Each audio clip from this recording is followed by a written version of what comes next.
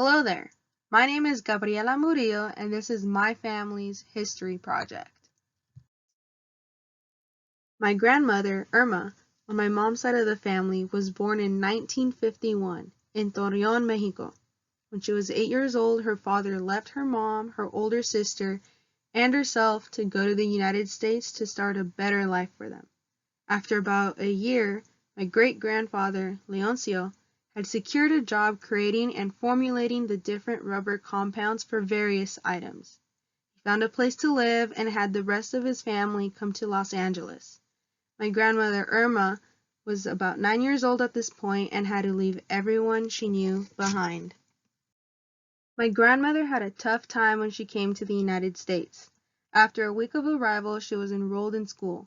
She remembers being very traumatized because no one spoke Spanish. She could not understand the teachers or other students and had a hard time fitting in and learning. There weren't any ESL, English as a Second Language, classes.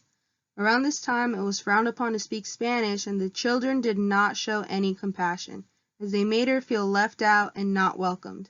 She felt helpless and really missed having the comfort of her family back in Mexico. They were all very close and all lived in the same neighborhood. As time went by, she was getting used to being in Los Angeles. She remembers being so amazed at the large department stores, and the supermarkets had a large variety of different foods that they were not used to. By the time she was in middle school and high school, she wanted to be a part of all the new fashion trends. At this time, the trend was to have white boots and wear miniskirts. She begged and begged to get some, but her mother bought her some black ankle boots, completely disregarding the trend. When she would arrive at school, she would go into the bathroom and paint a small flower on her cheekbone. That was her way of rebelling against her mother and fitting in with the rest of the kids.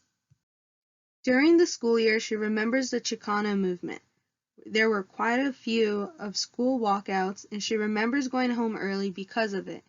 The Chicano movement was an equality movement for Mexican Americans that were experiencing discrimination and social inequality. This included the quality of education and fairness Mexican American students were experiencing.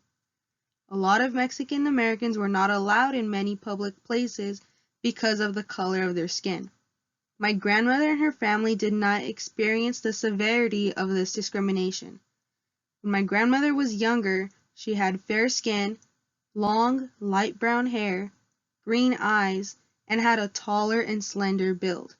She believes that her physical appearance saved her from the harsh and unfair treatment during the Chicano movement. The Chicano movement focused on the rights of the farm workers and education reform. The farm workers were being treated unfairly by not being paid fairly and not getting benefits that were promised to them. Cesar Chavez was a major influencer during this movement and demanded change through peaceful demonstrations. Cesar Chavez created the United Farm Workers Union to change the horrible conditions they were working in.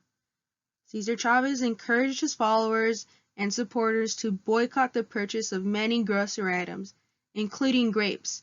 My grandmother remembers this specifically, and her family did not purchase any grapes to support the movement.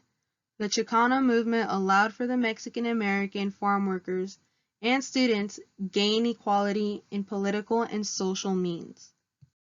My grandmother went through a very difficult and traumatizing childhood in her move to the United States, but she wouldn't change a thing. She calls the United States her home and is proud to be living here. Her daughters each own their own businesses, and her two granddaughters are both attending universities to become mechanical engineers. She appreciates the opportunities that the United States has created for herself and her family.